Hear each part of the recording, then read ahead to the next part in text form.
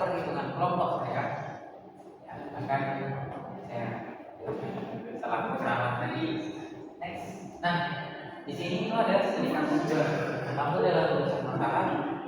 Yang kedua adalah nilai parameter, yang menentukan baterai, empat model Taylor, yang kelima estimasi presentasi baterai dalam Taylor, yang keenam kita dalam solut, yang ketujuh menggunakan model fungsi untuk memprediksi presentasi baterai.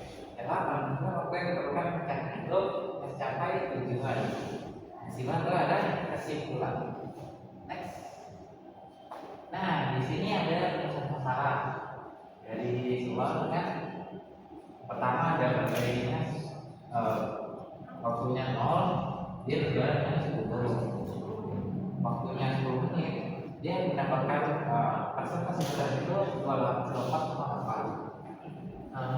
Dan 20, 37,2, 30,76, 40 itu sebenarnya 56,4. Nah, 50 menit itu 63,8. Nah, setelah itu selama 1 jam itu mendapatkan 70% baterai.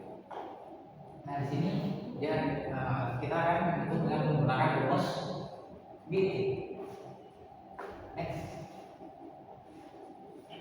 Nah, dari sini kita lakukan perhitungan. Nah, di mana pertama yaitu kita akan memasukkan waktu yang dimana menggunakan selama 1 jam, karena jika 0 itu tidak memungkinkan Anda nanti untuk melanjutkan berapa persentase baterai yang akan didapat. Dan perhitungan begini dimasukkan angka 60 meningkat 60, persentase baterainya yaitu 70, masukkan ke rumus, didapatlah hasil yaitu sebesar 0,02% nilai untuk K-nya. Nah, di sini nilai dari komponen ekspresi ini akan semakin menyusut menuju 0. Ini mengakibatkan nanti pertumbuhan grafik menandai secara bertahap dan mendekati batas aktivitas maksimum secara sesuai yaitu 100%. Next. Nah, yang selanjutnya ada menentukan presentasi baterai secara eksak. Yaitu perhitungan dari atas ini. Pertama untuk menit berapa persentase baterai yang didapat pada menit 15,4 itu didapat sebesar 26,51%. Selanjutnya itu pada menit 17,6 di mana dia mendapatkan persentase baterai yaitu plus 9,67. Yang ketiga itu ada waktu selama 75 menit, dia mendapatkan persentase baterai sebesar 77,69%. Nah, dari sini sudah dilihat nih untuk mengukur dan menampilkan energi secara akurat dengan perhitungan ini menggunakan fungsi sebelum rumus sebelumnya. Nah, kalau dibulatkan itu ini. Next. Nah, selanjutnya itu ada untuk kita turunkan untuk menentukan polinom Taylor orde 2, 3, 4 dari soal tersebut. Di sini untuk polinom Taylor orde 2 itu kita masukkan rumusnya menggunakan hasil rumus yang sebelumnya yaitu 2,22 T. Kita masukkan, kita dapat BA pertama yang 1,45. Yang kedua kita masukkan BA yang T-nya sebesar 0,03. Dan yang ketiga itu kita dapat sebesar 0,000116. Di sini ada juga koefisien T di mana itu T yang waktu 16 menit itu didapat 0,0144. Untuk T ketiga itu didapat 0,000168. Sedangkan yang keempat yang Taylor orde 4 ini didapat sebesar 0,000483. Nah, dari sini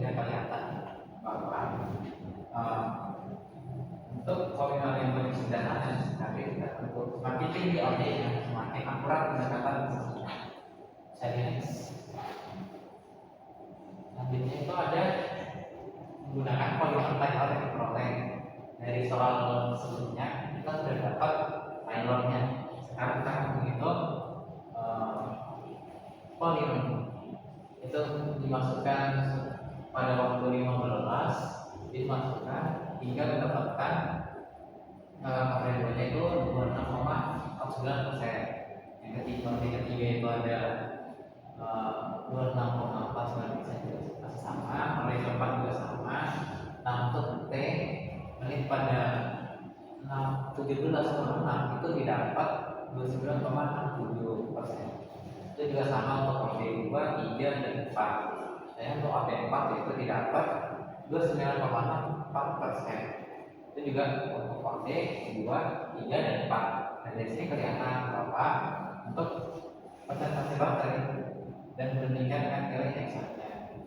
Next. Selanjutnya kita ada hasil dan absolut, di mana ini berapa kesalahan pada persentase bakteri. Yang pertama itu pada OD 2 untuk waktu 15,4 menit itu didapat 0,02%. Untuk OD 3 nya juga sama, untuk OD 4 nya juga sama. Nah untuk waktu 17,6 menit itu untuk OD 2 dimulai data sebesar 0,0%. Untuk OD 3 juga sama, OD 4 juga sama, 0,0%. Nah untuk OD 4 pada waktu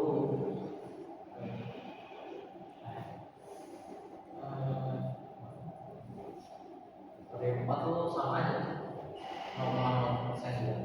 Nah itu ada tabel dari hasil perhitungan yang sudah kita lakukan. Ini ada OD-nya, OD berapa, OD 2, nilai eksanya segini, sekian, sekian, dan sekian. Next. Selanjutnya ada model fungsi untuk prediksi presentasi baterai. Ini kita menghitung untuk prediksi berapa waktu yang diperlukan sama hasil presentasi baterai yang didapat selama waktu itu ditentukan. Pertama ada waktu selama 16 menit,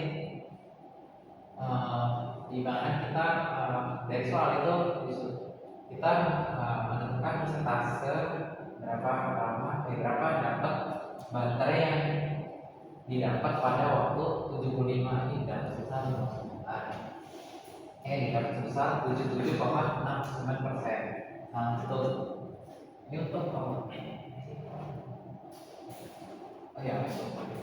nah selanjutnya ini ada aproksimasi Taylor pada menit 75 yang dimasukkan semua pada OD 2, 3, 4, dan total prediksi untuk T-nya dimasukkan didapat sebesar 76,63%.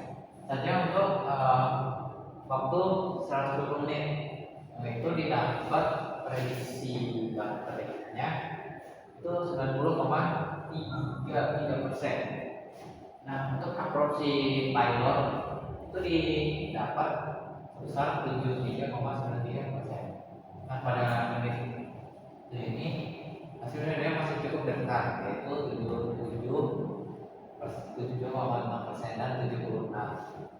Ini terjadi karena dari pusat 16 belum terlalu jauh. Pusat sebelum kita dapat T16 itu berapa? Nah pada menit 20 ini mulai melenceng sangat jauh untuk hasil aproksimasi Taylornya, di mana yaitu baterai yang mendekati 100% yaitu sebesar 90,393%. Sementara untuk Taylor OD 4 justru tertinggal jauh dari 100% dia ke 73,93%. Next. Selanjutnya itu ada waktu untuk mencapai 80%. Berapa sih waktu yang diperlukan untuk baterai selama mengecas selama 80% untuk waktunya ini? Kita dapat melihat waktunya dengan menghitung persamaan seperti ini. Kita lakukan rumusnya. Kita pilih untuk BT ini persentase baterai, kita masukkan. Setelah itu didapatlah sebesar 80,5 menit atau sekitar 80 menit 30 detik, itu sekitar 1 jam 20 menit 30 detik. Next. Nah, terakhir ini itu kesimpulan hasil diskusi. Nah, berdasarkan seluruh hasil data terkendala model grafik pada kasus pengisiannya smartphone ini didapat beberapa pembahasan T. 1. Pengaruh peningkatan orbit Taylor tentang akurasi aproksimasi. Secara teori matematika, peningkatan orbit pada struktur polygon Taylor akan terus menambah suhu koreksi berupa turunan tingkat tinggi. Keberadaan suku tambah ini membuat kurva poligon hampir bertambah luas adaptif dan semakin melekat, menandai mengikuti pola kurva asli transenden. Berdasarkan bukti numeric pada bab ke-3 ke 5, perbedaan tingkat orbit terbukti menurun presentasi dalam absolut secara terkait. Nah, yang kedua itu ada hubungan antara jarak titik aproksimasi dan misalnya. Dari sini sifat dasar dari derek Taylor mengatakan prinsip lokalisasi di sekitar wilayah pusat A. Pada saat A itu akibatnya performa operasi mutlak terikat pada kedekatan titik tinggi terhadap pusatnya. Pada kasus titik pada T tadi 5,4 dan T 17,6 yang letaknya sangat tidak dekat dengan pusat, yaitu A-nya 16. Nah, pada nilai gambar ini yang diperoleh sangat kecil dan mendekati nilai 0. Ini menandakan bahwa performa hampir yang sempurna, hampirnya. Namun pada pengujian jangka panjang, yaitu pada T sama dengan 1 tadi, yang nilai jalannya mendekati 100, besar nilai selisih jarak pada T, A, F, pangkat N meledak besar secara eksponensial. Hal ini mengakibatkan suhu sisa Taylor tidak lagi konvergen sehingga grafik fungsi hampir berbelok secara linear keluar jalur fungsi asli dan menciptakan galah yang sangat besar. Nah, kelebihan dan keterbatasan yang terlihat pada kasus nyata itu yang pertama dan kelebihannya. Ini terbukti sangat andal dalam menyederhanakan fungsi transenden eksponensial yang kompleks ke dalam wujud fungsi aljabar polinomial biasa. Nah, transformasi ini mempermudah sistem komputer atau perangkat lunak dalam melakukan operasi perhitungan numerik secara cepat. Efisiensi melalui aritmatika dasar bisa sama kurang kali bagi lainnya. Nah, pada cakupan vokal tertentu sebenarnya ada keterbatasannya. Nah, pada fungsi Taylor ini dia tidak memiliki karakteristik asimptotik horizontal pada derajat tinggi. Biasanya ini tergantung kondisi fisik baterai asli memiliki batas minimum di mana kurva wajib melandai mendekati kapasitas fisik mutlak 100%. Itu tidak terlalu jauh, misalnya pernah menikmati sama hasilnya kita. Next. Oke, jadi sekian presentasi saya, untuk saya. Bila ada kata-kata yang berkenan, saya mohon maaf sebesar-besarnya. Assalamualaikum warahmatullahi wabarakatuh. Dadah.